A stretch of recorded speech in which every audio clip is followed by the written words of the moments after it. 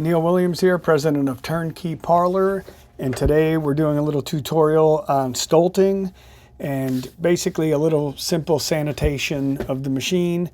And we're going to be talking about mainly the beater or the auger and how to lubricate the auger.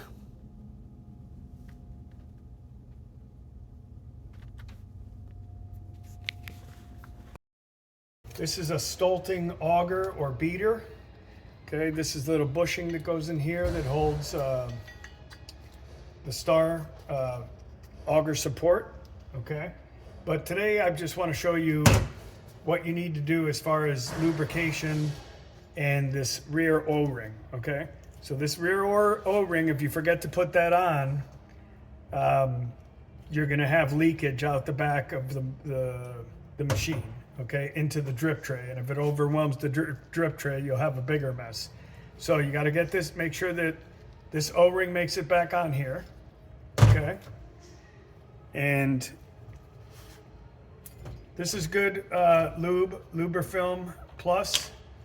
In the old days, you couldn't put this on. They didn't want you putting this on here on the hex, but it's fine now. It's actually dual purpose lube to be, it doesn't cause any problems with the hex.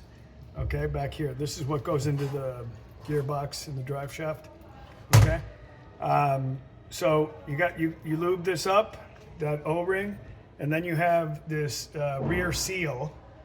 If you forget to put this on, you'll definitely have a big mess in the back of the machine. Okay. So when you put this one on, you want to lube in here,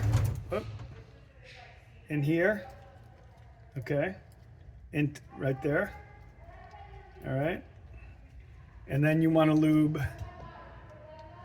this. This is what's going to be touching the back of the cylinder. Okay, so you want lube here. It goes in like this, and this part rubs up against the back of the cylinder, and if you never lube it, it'll eat a hole through the stainless steel over time if you don't put this lube on here in the back.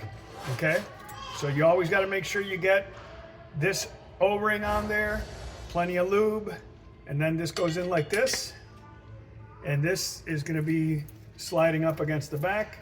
But if you're lubed up good, you're all set.